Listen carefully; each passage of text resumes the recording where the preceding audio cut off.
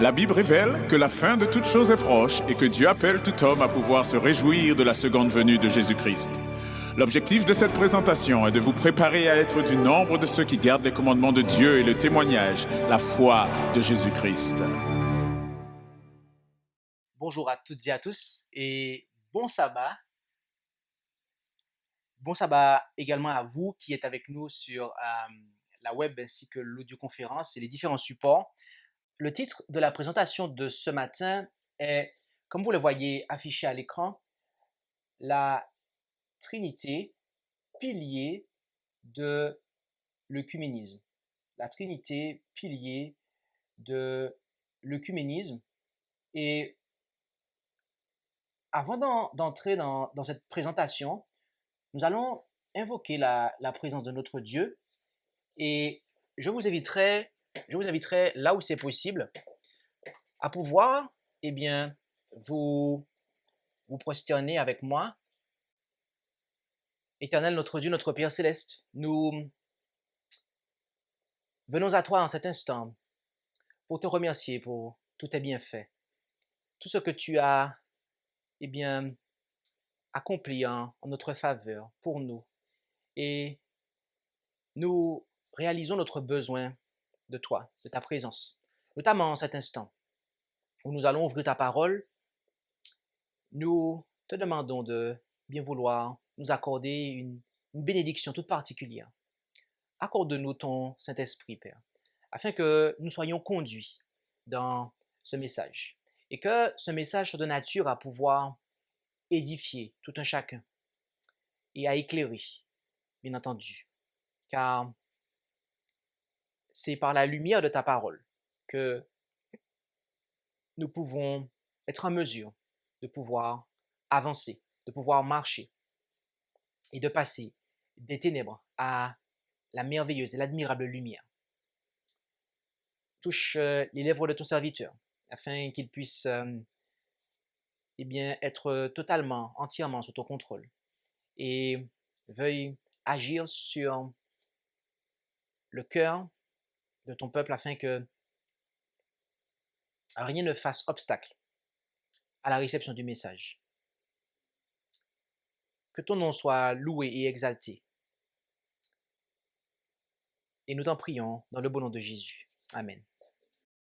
Je tiens à vous recommander de considérer une série de présentations qui ont pour titre l'Adventisme face à l'œcuménisme, lesquelles ont été données dans le cadre du séminaire Canada 2019, en juin 2019 très précisément, où nous avons traité le sujet de l'œcuménisme, d'accord? La raison pour laquelle je vous recommande de pouvoir considérer cette présentation-là, c'est parce que le message de ce matin ne sera pas de nature et ne prétend pas être exhaustif, c'est-à-dire couvrir tout le sujet, d'accord? Nous avons déjà brossé ce sujet-là l'année dernière et nous allons être très spécifiques aujourd'hui, comme le titre l'indique, la Trinité, pilier de l'œcuménisme. Et savez-vous comment Dieu a préparé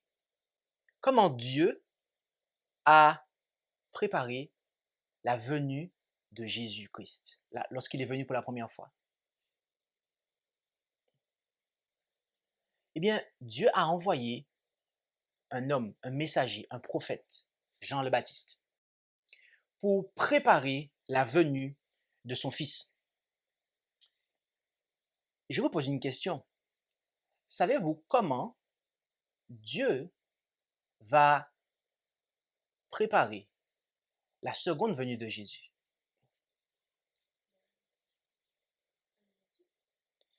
Rendons-nous en Apocalypse chapitre 10, versets 8 à 11. Apocalypse chapitre 10, versets 8 à 11, où il nous est dit « Et la voix que j'avais entendue du ciel me parla de nouveau et me dit « Va, prends le petit livre ouvert dans la main de l'ange qui se tient sur la mer et sur la terre. » j'allai vers l'ange et lui dis, donne-moi le petit livre. Et il me dit, prends-le et le dévore. Il remplira tes entrailles d'amertume, mais dans ta bouche, il sera doux comme du miel. Et je pris le petit livre de la main de l'ange et le dévorai. Et il fut doux dans ma bouche comme du miel. Mais quand je l'eus avalé, mes entrailles furent remplies d'amertume. Alors il me dit, il faut que tu prophétises encore sur un grand nombre de peuples et de nations et de langues et de rois. Jean représente ici ceux qui ont proclamé le message de l'avènement entre 1840 et 1844. Lorsque ces croyants ont compris ce message, ce fut pour eux doux comme du miel. Mais lorsque le Christ n'est pas venu comme ils s'y attendaient, leur expérience fut effectivement amère. Et bien qu'ils se soient trompés en s'attendant au retour du Christ en 1844, ils ont néanmoins été conduits par Dieu et ont trouvé le message du proche avènement précieux pour leur âme. Leur calcul du temps de la prophétie de Daniel 8, 14 était correct, mais leur erreur porta sur la nature de l'événement qui devait avoir lieu à la fin des 2300 jours. Et suite à cette déception, ce désappointement, comme nous le disons, ce peuple fut non pas commandé de s'arrêter, mais il fut commandé de prophétiser de nouveau. Il fut commandé de prophétiser de nouveau, c'est-à-dire d'annoncer l'ensemble du triple message d'Apocalypse 14, versets 9 à 12 à toute la terre. J'aimerais vous poser une question ici. Je n'attends pas de réponse de votre part, mais j'aimerais juste que vous puissiez noter la question et y penser pour vous-même, individuellement. Croyez-vous que Dieu suscita les adventistes du 7e jour pour annoncer l'Évangile et que les pionniers de ce mouvement ont participé à l'accomplissement de la prophétie d'Apocalypse 10, versets 8 à 11. Rendons-nous en Apocalypse 14 et lisons le verset 6. Apocalypse 14 et lisons le verset 6 pour voir un premier élément de ce triple message. Apocalypse 14, au verset 6, là, nous lisons, « Et je vis un autre ange qui volait au milieu du ciel, portant l'évangile éternel, pour l'annoncer à ceux qui habitent sur la terre, à toute nation et tribu et langue et peuple. » Donc, c'est bel et bien ce message, d'accord, qui est ciblé en Apocalypse 10, versets 8 à 11, que ces croyants ont été mandatés d'annoncer. La portée de ce triple message est bel et bien pour le monde entier. Est bel et bien pour le monde entier. Ce peuple, et j'insiste là-dessus, a la responsabilité d'annoncer au monde l'évangile éternel. Et voyez-vous, l'enjeu de ce message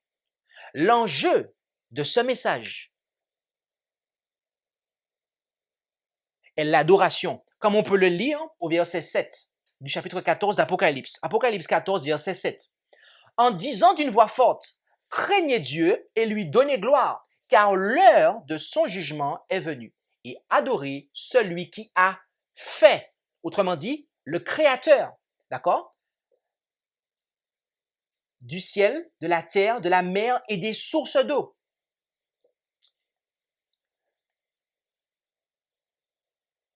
La première partie de ce triple message, où le premier messager de ce trio demande d'adorer le Créateur, demande d'adorer Dieu, le Créateur.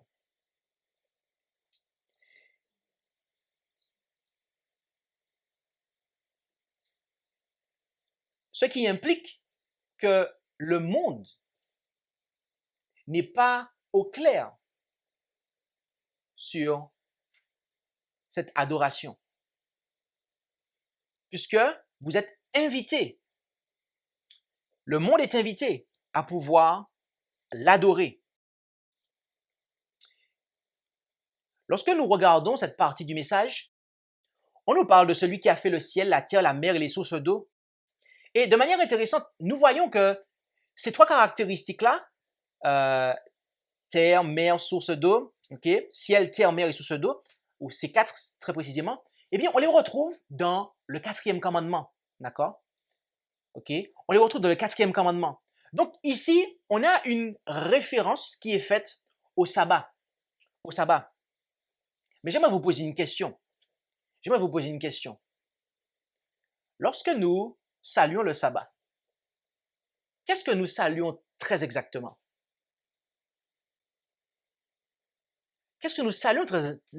N'est-ce pas le Dieu qui a institué le sabbat? N'est-ce pas lui que nous accueillons le vendredi soir au coucher du soleil?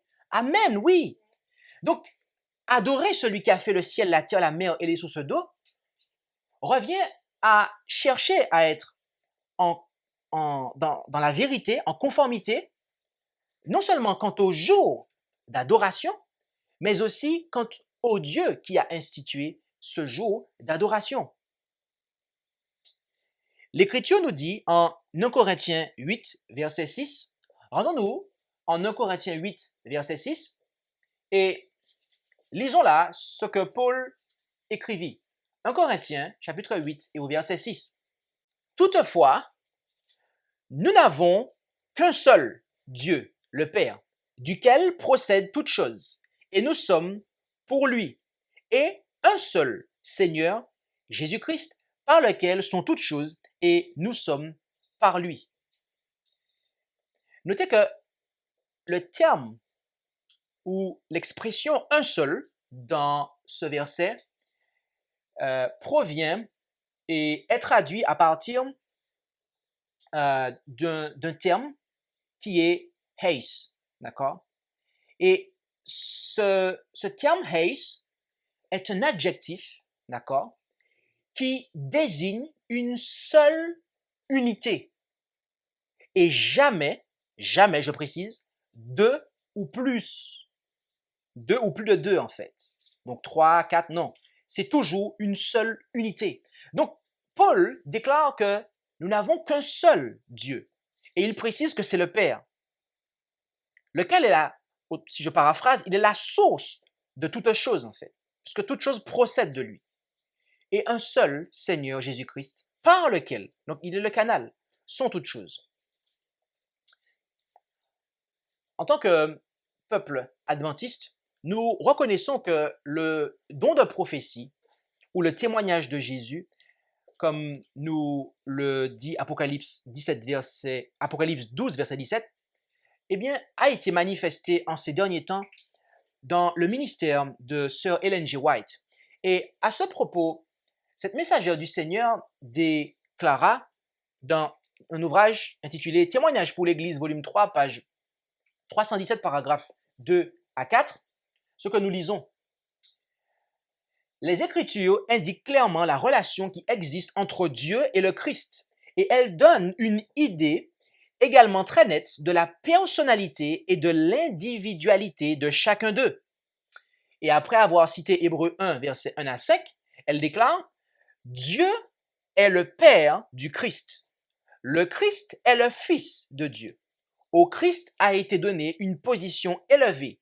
Il a été fait l'égal du Père.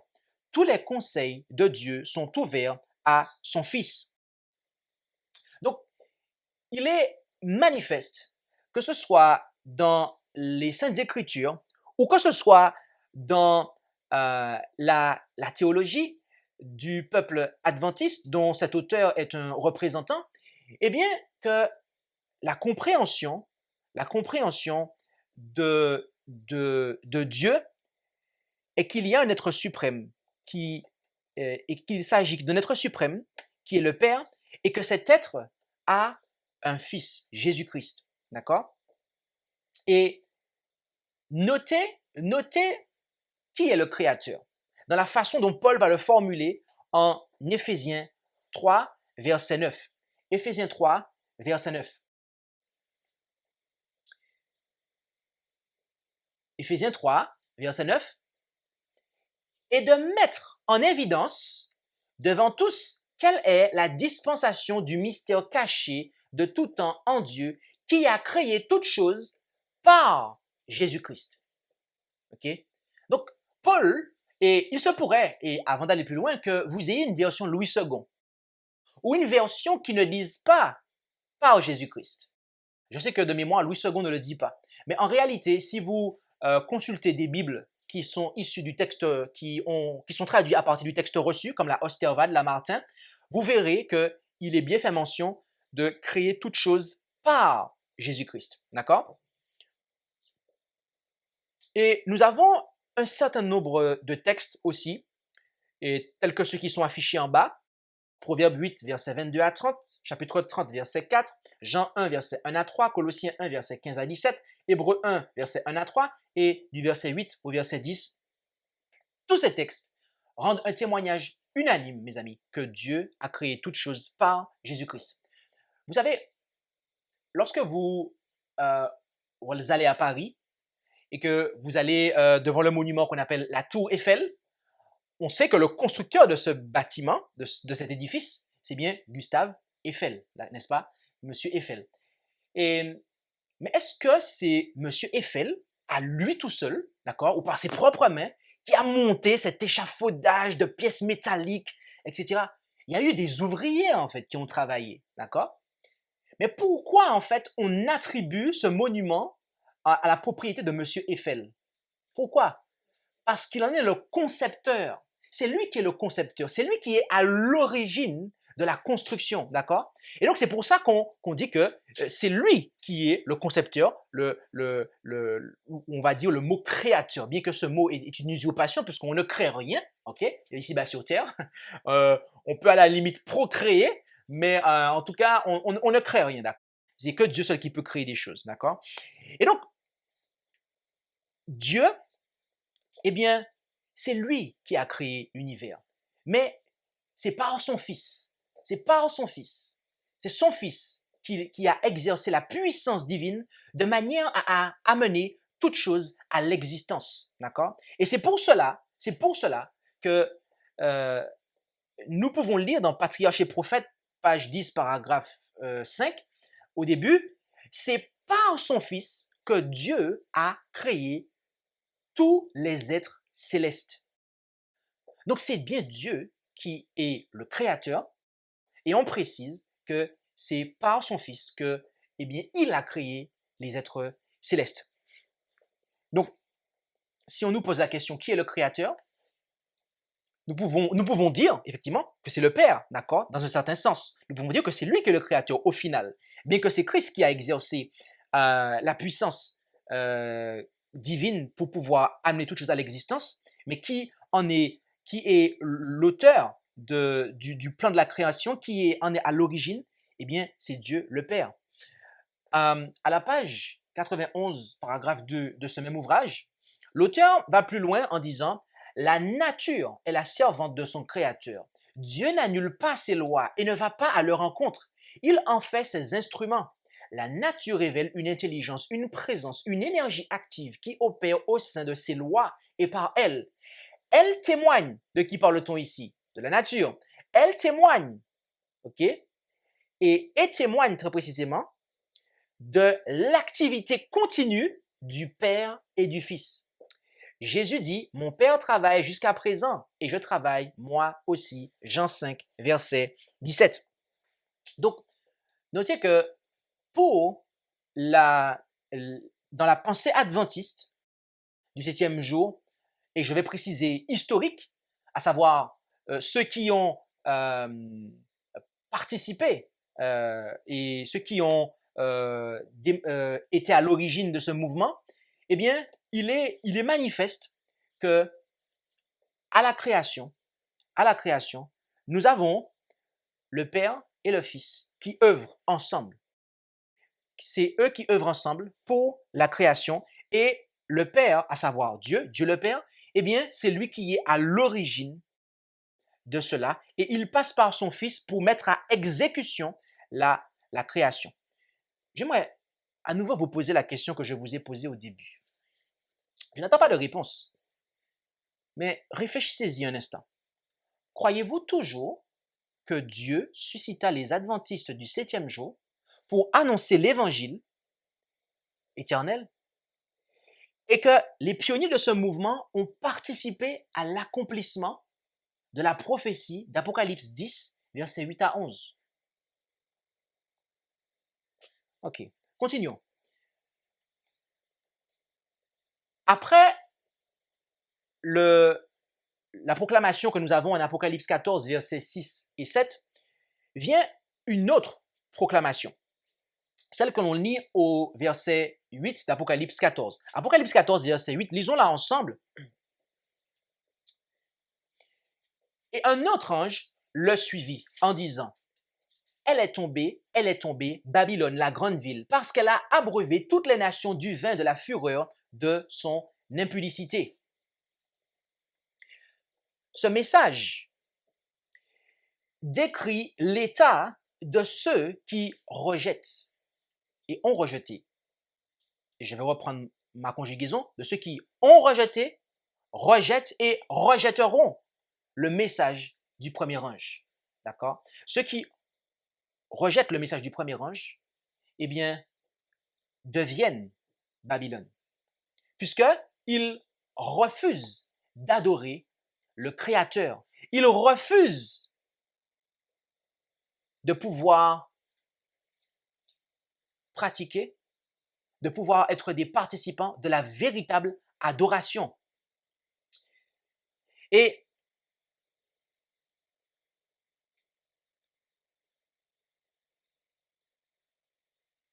il est intéressant de noter que dans le livre de l'Apocalypse, au chapitre 17, on nous parle de Babylone la Grande.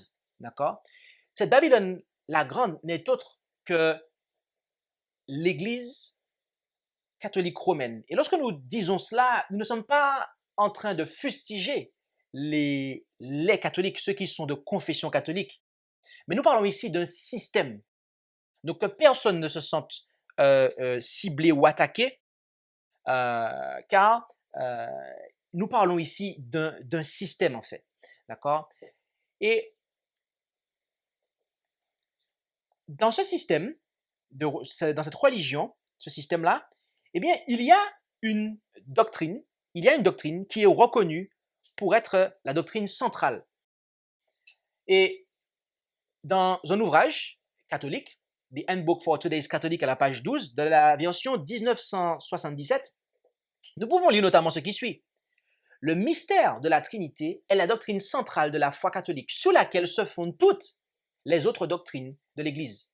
L'Église étudia ce mystère avec un soin particulier et, après 4 siècles de clarification, elle décida de définir la doctrine de la façon suivante.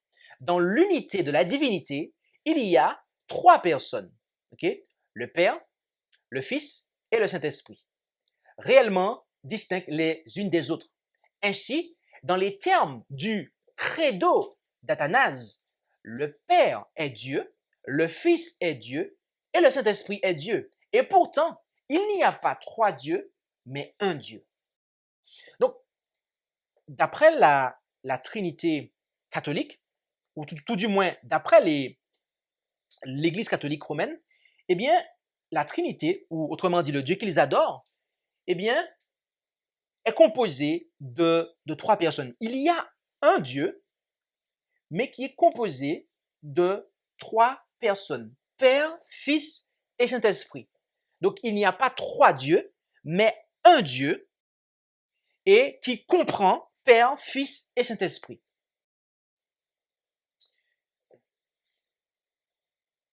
Vous savez, on nous dit que cette prostituée symbolique, eh bien, elle est mère. Elle est mère. Qui dit mère dit qu'elle a des filles, en fait. Et ces filles sont les églises protestantes, et là encore, nous parlons de système et pas de personnes, sont les églises protestantes qui ont cessé la protestation et qui ont caressé et adopté et maintenu, eh bien, les, les, les doctrines de Rome. Et voyez-vous, lorsque l'Église adventiste du 7e jour a, en tant que peuple, a voulu répandre son message, eh bien, notamment en Europe, ils ont envoyé un missionnaire. Ils ont envoyé un missionnaire. Savez-vous qui est le premier missionnaire adventiste sorti des États-Unis qui est venu en Europe pour apporter le message? Ok, J.N. Andrews, John Nevis Andrews. Donc, cet homme est le premier adventiste qui est venu en Europe pour apporter le message des 3 anges. Est-ce que vous savez quel était l'enseignement que cet homme a apporté? Lisons dans son ouvrage The Three Angels of Revelation 14, verse 6 to 12, à la page 54, paragraphe 3. Il cite les erreurs qui composent le vin de Babylone, les fausses doctrines. Et en numéro 2, il place la doctrine suivante, celle de la Trinité. Il dit, établie dans l'Église par le concile de Nicée en 325 après Jésus-Christ, cette doctrine détruit la personnalité de Dieu et de son Fils Jésus-Christ, notre Seigneur. Les mesures infâmes par lesquelles elle fut imposée à l'Église, lesquelles apparaissent sur les pages de l'histoire ecclésiale, devraient faire rougir tout croyant en cette doctrine. J'aimerais à nouveau vous poser la question que je vous ai posée déjà 2 fois. Je n'attends pas de réponse de votre part, mais réfléchissez-y de manière personnelle. Croyez-vous toujours que Dieu suscita les adventistes du 7e jour pour annoncer l'évangile éternel et que les pionniers de ce mouvement ont participé à l'accomplissement de la prophétie d'Apocalypse 10, versets 8 à 11?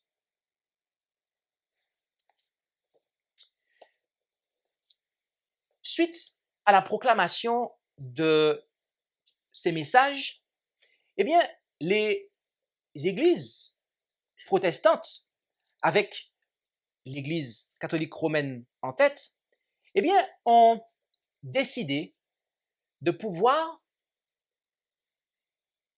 s'unir. Et le fruit de cette unité s'est concrétisé dans ce que l'on appelle l'œcuménisme, le Conseil œcuménique des Églises. Et le document de base, le document qui est le fruit en fait de cette alliance, eh bien, c'est le BEM, autrement dit baptême, Eucharistie, ministère. D'accord? Donc, baptême, Eucharistie, ministère, on le résume en BEM. OK? Et sur le site du Conseil œcuménique des Églises, vous pouvez télécharger la version PDF de ce document, laquelle se présente comme affichée. Et vous pouvez aussi vous rendre, si vous le souhaitez, sur Amazon, Amazon UK, c'est-à-dire United Kingdom, donc le Royaume-Uni, parce qu'il y a Amazon USA, Amazon FR, France, Amazon dans différents pays. Donc, sur Amazon UK, vous pouvez trouver ce document-là, et le lien a été mis en bas pour vous, et vous arrivez sur cette page-là, et vous pouvez télécharger la version du 25e anniversaire, d'accord? Donc, lors du 25e anniversaire de ce document, donc 25 ans après 1982, eh bien, ils ont fait un nouveau tirage et sous une forme carrée, d'accord, que vous pouvez vous procurer sur Amazon.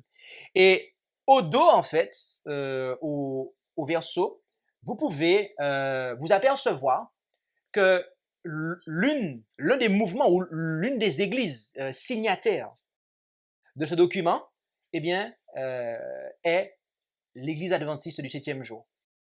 Et nous avons traduit cela pour vous parce que c'est en anglais, ok? La déclaration publiée ici marque une avancée majeure dans le cheminement œcuménique. Notez les mots, hein. Résultat d'un processus d'étude et de consultation qui a duré 50 ans, ce texte sur le baptême, l'Eucharistie et le ministère représente la convergence théologique qui a été réalisée au cours des décennies de dialogue sous la direction du Saint-Esprit. Plus de 100 théologiens se sont réunis à Lima au Pérou en janvier 1982 et ont unanimement recommandé de transmettre cette déclaration commune, le texte de Lima, aux églises afin qu'elles l'étudient ensemble et y apportent une réponse officielle. Elle représentait pratiquement toutes les grandes traditions ecclésiales, orthodoxe occidentale, orthodoxe orientale, catholique romain, vieux catholique, luthérien, anglican, réformé, méthodiste, uni, disciple, baptiste, adventiste et pentecôtiste. Les réponses des églises à cette déclaration commune ont joué un rôle essentiel dans le processus œcuménique de réception. Cette impression de 2007 comprend une introduction supplémentaire et est publiée à l'occasion du 25e anniversaire de la publication originale de Baptême, Eucharistie et Ministère. Okay? Donc, BEM. Notez qu'il s'agit ici, comme on le voit marqué au début, que cette déclaration publiée marque une avancée majeure dans le cheminement œcuménique. D'accord? Une avancée majeure dans le cheminement œcuménique. Après 50 ans, je vais plus loin, après 50 ans d'études et de consultations. OK?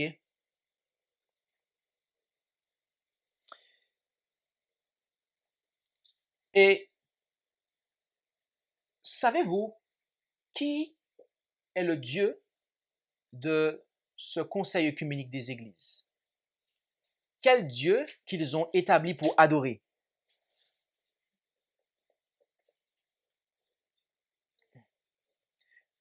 OK. Sous la page à propos, ils disent de manière très claire que le conseil œcuménique des églises est une communauté fraternelle d'églises qui confesse le Seigneur Jésus-Christ comme Dieu et Sauveur selon les Écritures et s'efforce de répondre ensemble à leur commune vocation pour la gloire du seul Dieu. Et la suite, ils nous disent Père, Fils et Saint-Esprit. Est-ce que vous vous rappelez de la déclaration, de la définition de la Trinité que les catholiques ont exprimée dans Handbook for Today's Catholic? Il y a un seul Dieu en 3 personnes. D'accord? Et Père, Fils et Saint-Esprit. Donc ici, ce n'est pas marqué Trinité, bien évidemment, mais la définition même permet d'étiqueter ça comme étant la Trinité. D'accord? Et au passage, notez que un certain nombre d'églises qui ont été citées, dont l'Église adventiste du 7e jour, ont approuvé le document qui vient, pour ne pas employer un mot autre, qui vient marquer une avancée majeure dans le cheminement œcuménique. Et force est de constater que l'Église adventiste du 7e jour en fait, adore le même Dieu. Et en réalité, il nous faut savoir que 2 ans avant que ce document-là, qu'on a vu tout à l'heure, le BEM, ait été rédigé, 2 ans avant. En quelle année il a été rédigé? En janvier 1982, d'accord? 2 ans avant, lors de la conférence générale qui a eu lieu à Dallas, au Texas, la Trinité a été votée et est devenue et a incorporé officiellement les croyances fondamentales de la dénomination. Elle avait été proposée et placée par F.M. Wilcox en 1931 dans les principes fondamentaux, mais n'avait pas été votée en fait. Elle n'a pas été votée. Et une génération entière a grandi avec cela dans ses croyances fondamentales, officieusement parlant, et c'est quelques 40 ans après que cela a officiellement été voté. Donc, je prends un enfant, je l'éduque d'une certaine façon, d'accord? Et quand il est grand, je lui dis, est-ce que tu es d'accord avec ça? Qu'est-ce qu'il va me dire, l'enfant? Il va me dire oui, parce que c'est comme ça qu'il a été éduqué, en fait. D'accord? Eh bien, c'est ce qui s'est passé dans l'adventisme, en fait. On a d'abord posé la Trinité devant les gens, l'enseignement a été fait, et après, on a demandé aux gens de voter pour ça. Il y a un problème, en fait. Il y a un problème. Mais c'est ce qui s'est passé, en tout cas. Et donc, 2 ans après, les adventistes du 7e jour participent, ok, à la rédaction et ils prêtent leur concours à l'établissement de ce document qui sert de base à l'œcuménisme, je dirais, mondial. Et cela se voit dans le manuel d'église. Là, j'ai pris pour vous la version de 2015, mais vous pouvez remonter jusqu'en 1990. Vous allez voir que c'est la même chose qui s'y trouve. Ok? En point numéro 2, ils placent la Trinité et ils disent il y a un seul Dieu, Père, Fils et Saint-Esprit, unité de 3 personnes co-éternelles. Et il faut accepter ça pour être baptisé dans l'Église adventiste, pour devenir membre. Vous devez le confesser d'une manière ou d'une autre. Il y a 2 façons de pouvoir accepter ça. Okay? Soit vous récitez les 13 vœux de baptême, ou le pasteur vous pose la question et vous dites oui, ou soit il vous pose 3 questions, dont est-ce que vous êtes d'accord avec les croyances fondamentales de l'Église adventiste du 7e jour? Et si vous dites oui, c'est que vous êtes d'accord avec ça inclus. Donc, on voit que le Dieu des adventistes du 7e jour moderne, et je précise ça, hein, notez-le en rouge, le mot moderne. Rouge, vous le mettez en gras, italique, souligné, moderne. Eh bien, est le même Dieu que le mouvement œcuménique et qui est en fait le même Dieu que l'Église catholique. Donc, on a en fait l'Église catholique qui, depuis des siècles en fait, depuis 300 ans après Jésus-Christ, lors du concile de Nicée, eh bien, établi cette divinité-là. Okay? Les protestants, après, s'unissent pour adorer cette divinité-là. Okay? Et plus de 100 ans après je dirais sa création ou son établissement, eh bien, l'organisation adventiste change son Dieu pour adorer la Trinité. D'accord? Et 2 ans après, ils participent à la signature, à l'édition, à l'écriture, mais aussi ils mettent leur signature, façon de parler, puisque leur nom apparaît derrière parmi les rédacteurs, à ce document. D'accord? Et quelle est la conséquence à cela? Est-ce que lorsque vous agissez de la sorte en tant qu'Église, vous pouvez continuer à prétendre à une singularité? Est-ce que vous pouvez continuer à prétendre à prêcher le message? Mes amis, tout cela, tout ce que nous avons vu à l'instant, eh bien, on voit pourquoi.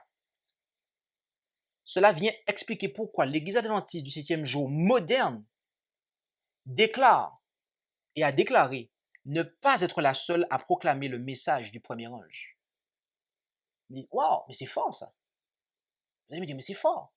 Oui, c'est fort. Et notez la force qu'ils ont mis dans la déclaration. Cette déclaration se trouve en fait dans le General Conference Working Policy, en fait, qui est je vous l'explique, ce qui est le manuel d'église pour les ouvriers de l'organisation, donc les pasteurs, tous ceux qui travaillent pour le système adventiste moderne. Donc, notez qu'il y a 2 manuels d'église. Il y a un manuel d'église pour les membres, l'église locale, pour savoir comment gérer l'église locale, donc l'ancien, le diacre et compagnie, comment ça doit se passer. Et il y a un autre manuel qui est pour ceux qui sont à la tête. Et cette déclaration, on la voit aussi sur le site du Conseil œcuménique des Églises, d'accord? Donc, ils l'ont prise, ils l'ont présentée là, et c'est depuis cette base-là que je vous la lirai. Et ils disent, selon les principes guidant le travail de la conférence générale, General Conference Working Policy 075, les adventistes du 7e jour reconnaissent les agences qui élèvent le Christ devant les hommes en tant que partie du plan divin d'évangélisation du monde. Fin de citation. Donc je reprends, j'ouvre les guillemets, et à partir de maintenant, c'est l'Église adventiste qui parle, reconnaissent les agences qui élèvent le Christ devant les hommes en tant que partie du plan d'évangélisation du monde. Fermez les guillemets.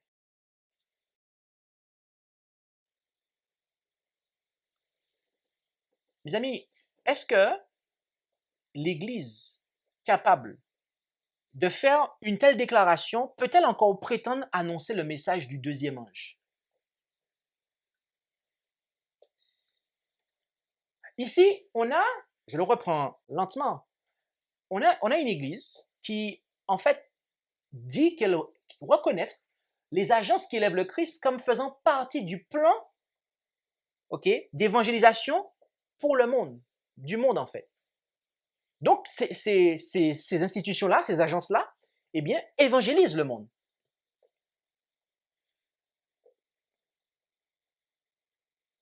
Mes amis, lorsque vous qualifiez d'agent d'évangélisation du monde,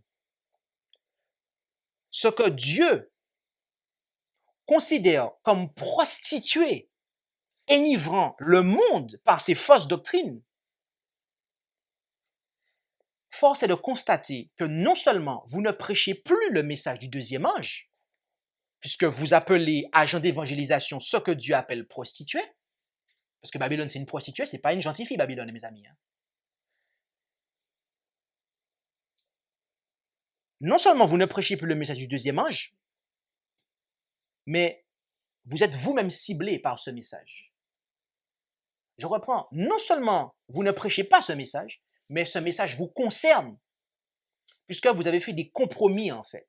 Vous avez fait des compromis. Or, d'après le message du troisième ange, ceux qui sont ciblés par le message du deuxième et qui refusent de se repentir, eh bien, ils se préparent assurément à adorer la bête et son image.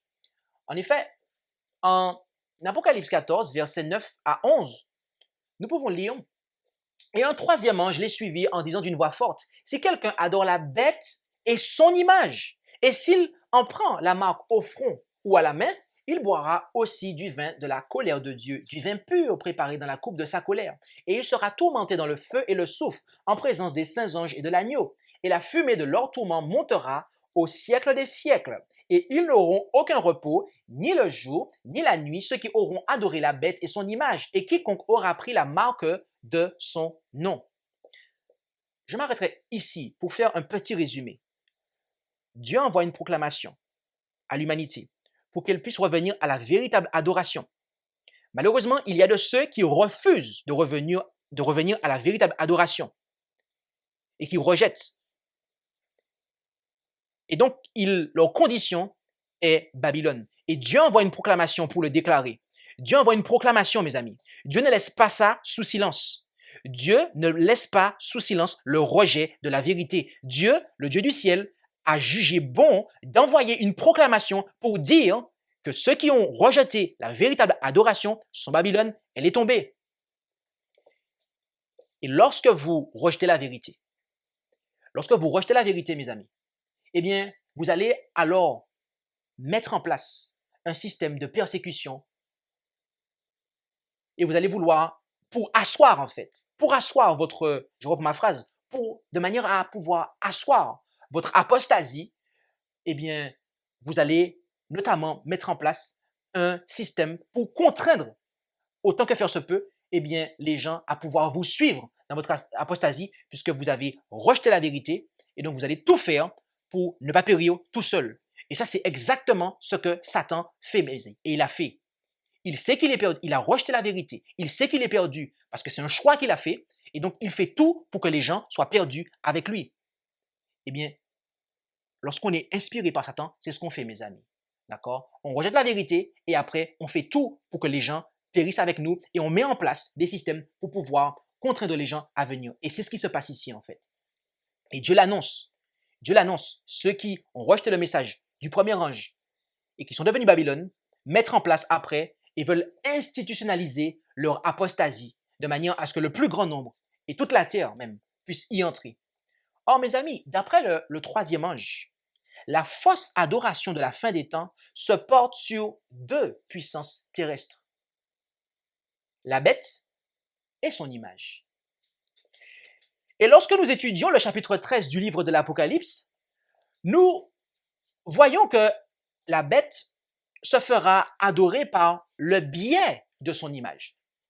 Cette bête qui, au passage, je le dis rapidement, est la puissance papale, qui se fera adorer par le biais de son image, qui sera ce protestantisme apostat, justement, qui se comportera comme la puissance papale s'est comportée durant les siècles passés, et donc va user de son pouvoir civil pour pouvoir imposer le faux jour d'adoration qu'est le dimanche, qui n'est autre que la marque de l'autorité de l'Église de Rome.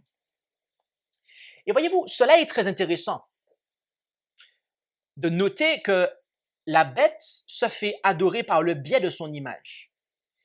Car la Bible déclare que ceux qui n'adorent pas le vrai Dieu sont dans cette condition en raison du fait qu'ils ne croient pas en l'image de Dieu. En effet, en 2 Corinthiens chapitre 4, versets 3 et 4, 2 Corinthiens chapitre 4, versets 3 et 4, nous lisons que si notre évangile est voilé, il est voilé pour ceux qui périssent, pour les incrédules, dont le Dieu de ce siècle a aveuglé l'esprit, afin qu'ils ne soient pas éclairés par la lumière du glorieux évangile de Christ, qui est l'image de Dieu. Bien-aimés, l'Écriture nous dit ici, comme en Colossiens 1, verset 15, que Jésus-Christ est l'image de Dieu. Peut-être que par le passé, vous avez lu ces versets-là et vous n'avez peut-être pas prêté attention à la signification de ces versets-là. Mais je pense qu'il serait bon, dans le cadre d'une étude du message des trois anges, et notamment du troisième, de bien comprendre ces versets-là, mes amis. Lorsque vous avez une image, il s'agit en fait d'une copie ou d'une reproduction d'un item, d'un objet qui, lui, est l'original. D'accord? Donc, le mot image implique que Christ est la copie d'un autre être, en fait. Il est la reproduction, pour parler ainsi, bon, je n'aime pas ce terme-là, mais je vais dire le mot copie, en fait. Et voyez-vous, nous n'avons pas besoin d'aller bien loin, en fait. Nous n'avons pas besoin d'aller bien loin, parce que Jésus lui-même nous a dit ce qu'il en est, en fait. Jésus lui-même nous a dit ce qu'il en est. Et lisons Jean 17, verset 3. Jean, chapitre 17, verset 3. Jean, chapitre 17, verset 3, où nous lisons « Or, déclara Jésus, c'est ici la vie éternelle, qu'ils te connaissent, toi, le seul vrai Dieu, et Jésus-Christ que tu as envoyé. » Lorsque nous disons que ce verset est littéral, eh bien, des personnes peuvent se lever, et se sont déjà levées, et pourront se lever encore pour dire « Oui, mais cela voudrait-il dire que Jésus est un faux Dieu? » Parce que Jésus est Dieu dans le sens que oui, il est divin. Cela ne veut pas dire, mes amis, que le vrai ici ne veut pas dire que celui qui n'est pas concerné par cela est un faux. Ce n'est pas ça. Mais ici, le terme « vrai » est traduit à partir du grec « alétinos ». Alétinos. Et alétinos qui signifie en fait l'original. Celui sur lequel est basée la copie. D'accord? Donc, on voit que Christ est l'image et le Père est le véritable, autrement dit, l'original en fait. D'accord? Et de manière à bien valider cette compréhension, si vous lisez en fait en Hébreux 8, verset 2, en Hébreux 8, verset 2, je vous le donne en référence, d'accord? Et que après vous comparez, vous faites les béréens, comme on dit, eh bien, vous allez voir qu'il est noté, et je ne l'ai pas mis sur la slide, mais je vous le donne comme ça, en surplus, en extra, qui est ministre du sanctuaire et du véritable tabernacle. Le mot véritable ici est traduit à partir de alétinos. Donc, le tabernacle qui est dans le ciel, il est le véritable, il est le alétinos, et sur terre, au verset 5, l'apôtre Paul, Hébreux 8, verset 5, l'apôtre Paul parle de l'image en fait. D'accord? Donc, lorsqu'on emploie alétinos, cela ne veut pas dire que celui qui n'est pas alétinos est faux, Mais on emploie alétinos pour signifier, pour préciser qui est l'original, de qui émane l'image, la copie. Et donc, l'écriture est claire à ce propos, mes amis. Par conséquent, la véritable adoration porte uniquement sur deux êtres célestes. Le seul vrai Dieu, qui est le Père, et son image, qui est Jésus.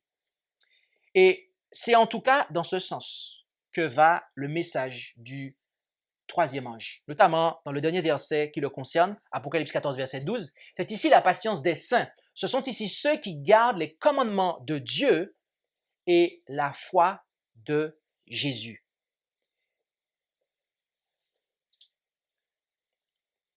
L'objectif du triple message d'Apocalypse 14,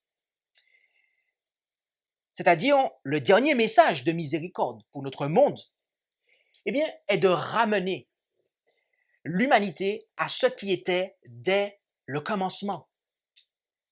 On a vu que le verset 7 d'Apocalypse 14 fait référence et fait écho au quatrième commandement du décalogue, le sabbat. Donc, il y a un retour à l'observation de ce jour qui a été institué dès à la création du monde, en fait, et qui est de ce fait destiné pour toute l'humanité, pas que pour les Juifs, mais pour toute l'humanité. Nous avons tous, quelle que soit votre couleur de peau, mes amis, que vous soyez blanc, chabin, jaune, quelle que soit votre couleur de peau, mes amis, nous avons tous deux parents en commun, Adam et Ève, d'accord? Et Adam et Ève étaient les premiers observateurs du sabbat, en fait.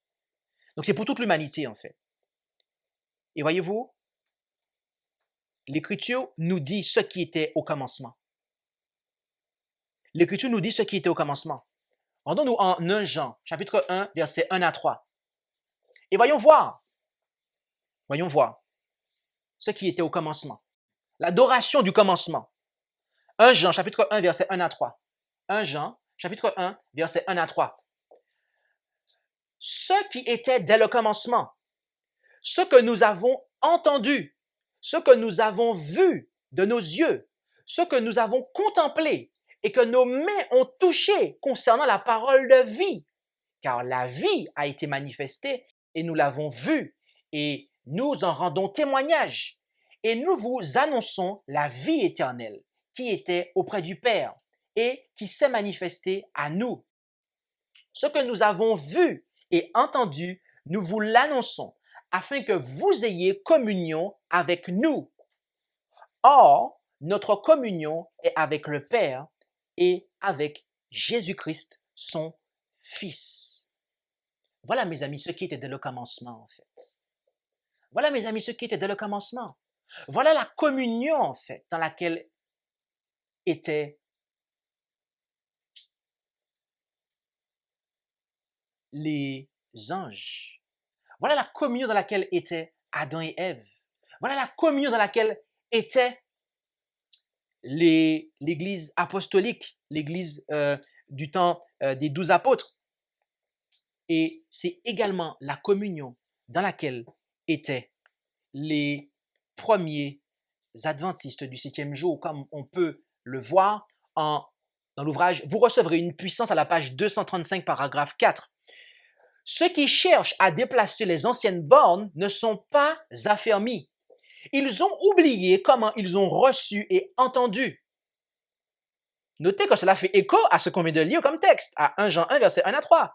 Ils ont oublié comment ils ont reçu et entendu. D'accord, poursuivons.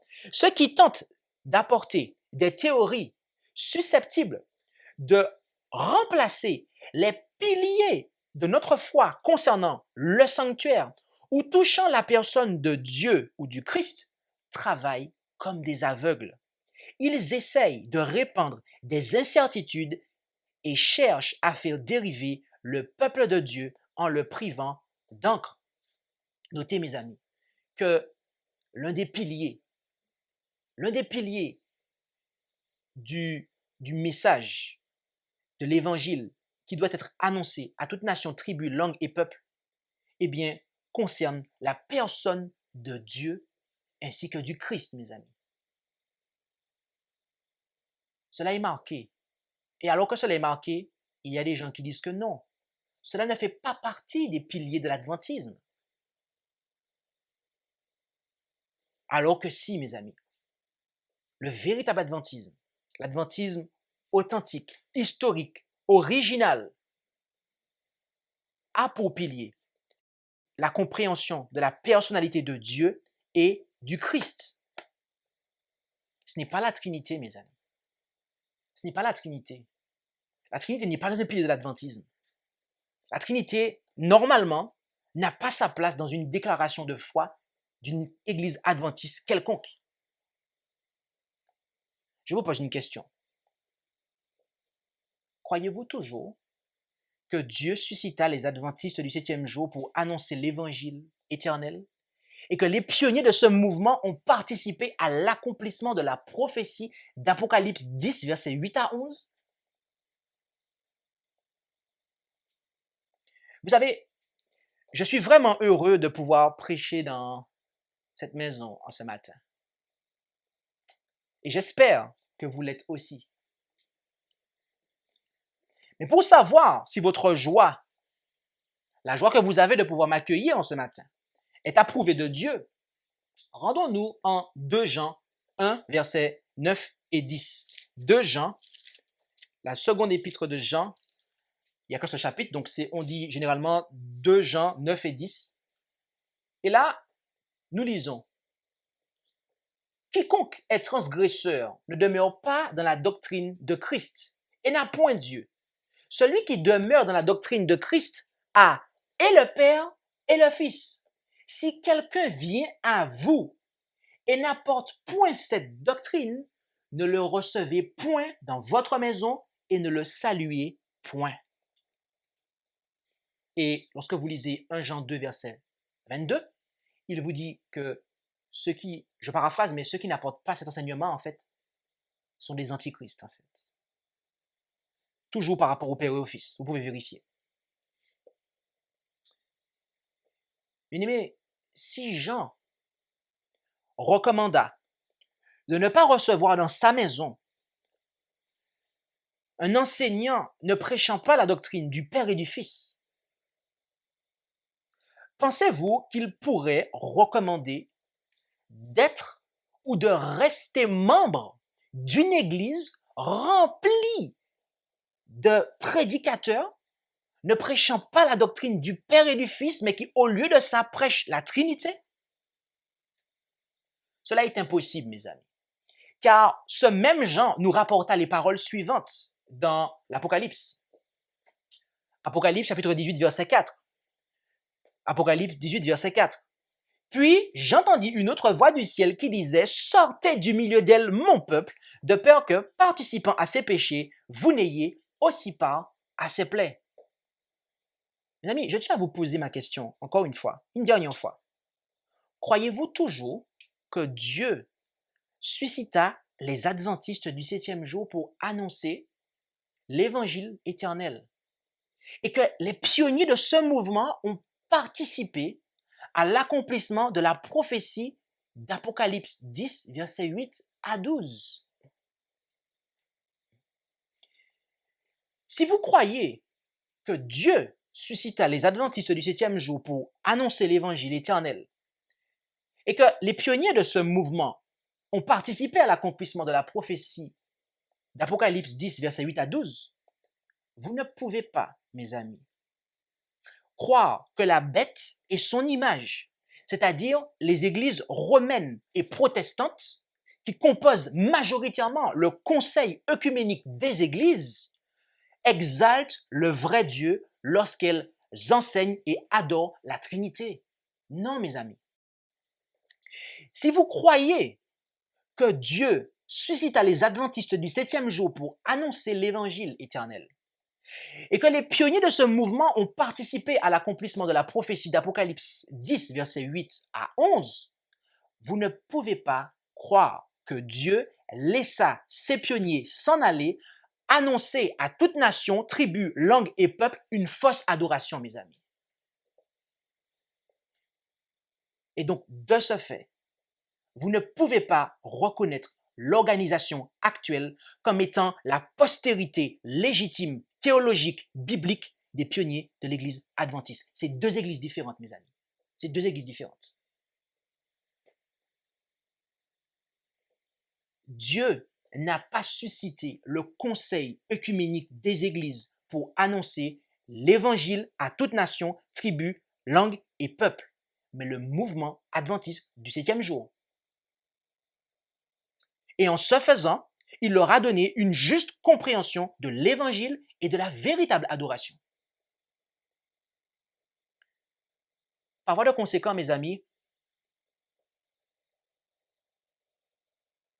lorsque nous comprenons ces choses, un choix doit être opéré. C'est soit nous voulons reconnaître que la prophétie s'est bel et bien accomplie, d'accord? À savoir qu'après le désappointement, eh bien, les croyants qui ont participé à ce désappointement se sont bel et bien mis à l'œuvre et qu'ils ont œuvré pour annoncer l'évangile à toute nation, tribu, langue et peuple, et que c'est eux que Dieu a désignés. Et dans ce cas, on ne peut pas, en fait, pas faire partie du conseil œcuménique des églises. On ne peut pas être d'accord avec le working policy qui dit que eux aussi, ils font partie du plan d'évangélisation pour le monde. Non, mes amis. C'est pas eux aussi. C'est pas ce que la prophétie dit, en fait. La prophétie dit que c'est le peuple adventiste, mes amis.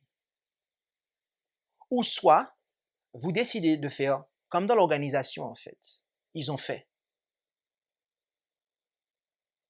des compromis. On adopte le Dieu de Rome. On se met d'accord avec le conseil œcuménique des églises. On signe son document. Et il y a des gens qui vont vous dire qu'ils n'ont pas signé de document, en fait. Alors qu'il y a le document de base du conseil œcuménique des églises auquel ils ont participé. Et vous avez des gens dans des vidéos sur YouTube, dans des présentations qu'ils font, ils vous disent non, on n'a rien signé, on n'a rien signé. Bande de menteurs que vous êtes, vous avez signé. Mes amis,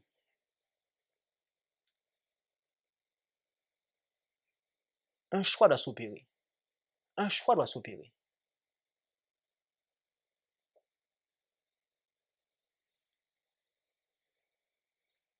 Sachez que pour ma part, je crois que Dieu a suscité les adventistes du 7e jour pour annoncer l'évangile éternel et pas un autre peuple, mes amis. Et que les pionniers de ce mouvement ont bel et bien participé à l'accomplissement de la prophétie d'Apocalypse 10, versets 8 à 11. Et que c'est à ce peuple-là qu'incombe la mission d'annoncer l'évangile à toute nation, tribu, langue et peuple. Et que Dieu a accordé à ce peuple. Et la Bible le prouve. On l'a vu en ce matin. Et les témoignages sont d'accord que depuis le départ, mes amis, nous avons annoncé l'évangile éternel. Nous avons présenté la véritable adoration. De ce fait, l'adoration qui a changé en 1980, lorsque officiellement le Père et le Fils, l'adoration du Père et du Fils seul a été abandonnée pour passer à l'adoration du Dieu trinitaire, cela ne peut pas être la vérité, mes amis. Parce que dire que la Trinité, c'est la vérité, pour un adventiste, dire que la Trinité est vraie, revient à dire que la prophétie ne s'est pas accomplie et que les pionniers n'ont pas annoncé le message. Or, moi, je ne le crois pas, mes amis. Je ne le crois pas. Je ne le crois pas du tout, mes amis. La prophétie s'est accomplie. Sur quel pilier voulons-nous baser notre expérience religieuse? Est-ce sur la Trinité, le Dieu de Rome, le Dieu du conseil œcuménique des églises, et le Dieu des églises que Dieu considère comme étant Babylone, du fait qu'elles sont elles-mêmes enivrées et enivrent les autres de par leur fausse doctrine? Ou voulons-nous être dans la communion des anges, d'Adam et Ève, des apôtres, des premiers prédicateurs de ce message, de ce beau message qu'est l'évangile éternel, les messages des 3 anges, la communion du Père et du Fils? je prie afin que nous puissions choisir la deuxième option et ainsi recevoir la paix et la grâce qui est procurée par cette communion. Que Dieu nous bénisse tous. Amen. Je vous invite à pouvoir vous prosterner avec moi pour prier.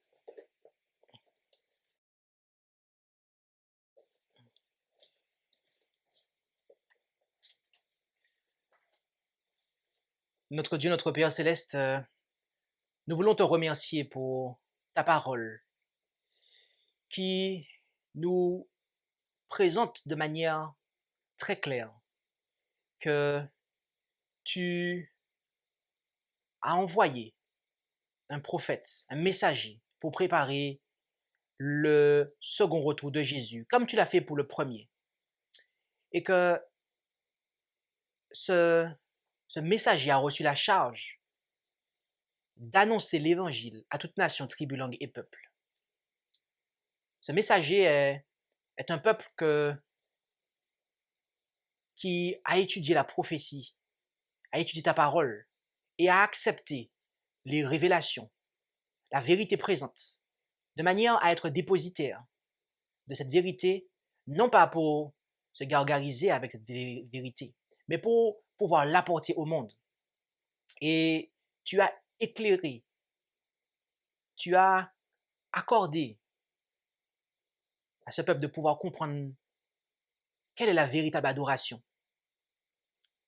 Or, ne voilà-t-il pas qu'il y a, alors que les yeux d'un certain nombre étaient appesantis, que l'ennemi est venu pour semer ce qu'il avait à semer et pour opérer une contrefaçon, pour renverser les piliers et établir de nouveaux fondements, de manière à ce que,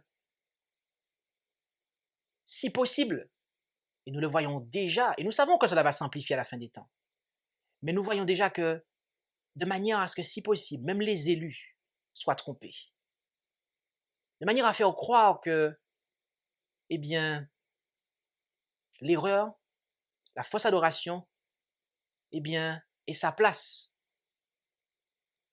À l'époque où une réforme totale au niveau de l'adoration doit avoir lieu, prendre place sur cette terre. Notre Père Céleste, nous te prions de bien vouloir nous aider à bien saisir l'importance de ces choses.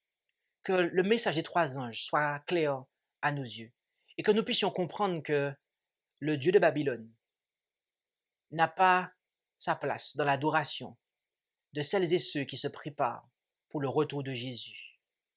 Car si nous adorons ce Dieu, nous serons transformés à son image. Mais tu nous as donné une image que nous devons regarder, qui est ton Fils Jésus, lequel est ton image. Et c'est lui que tu as établi pour notre salut et que tu désires que nous contemplions, car nul ne vient à toi si ce n'est par lui. Alors que rien ni personne ne vienne renverser, ne vienne nous cacher d'une quelconque manière Jésus-Christ ton Fils, qui est celui que nous devons contempler, regarder, de manière à pouvoir être transformés à ton image. Bénis chacun d'entre nous, Père, et que nous n'ayons aucune part aux œuvres des ténèbres, mais qu'au contraire, que nous puissions les condamner et inviter toutes celles et ceux qui, consciemment ou inconsciemment, se sont aventurés dans ces œuvres, dans cette fausse adoration notamment, que nous puissions les inviter à placer leurs pieds sur le fondement solide qu'est Jésus-Christ ton Fils. Ainsi, ils seront en sécurité lorsque viendra la tempête et les signes des temps nous montrent qu'elle arrive. Alors, notre Père Céleste, aide chacun d'entre nous à pouvoir être à l'abri, à pouvoir être à l'ombre de tes ailes. Et c'est la prière que nous faisons monter vers toi, au nom et par les mérites de Jésus. Amen. Merci d'avoir écouté cette présentation avec intérêt. Pour plus d'informations, consultez notre site internet lereste.org. Et suivez-nous sur Facebook ainsi que sur YouTube à @lereste. Vous pouvez aussi nous contacter par email à info@lereste.org ou par téléphone au +33 6 12 60 13 69.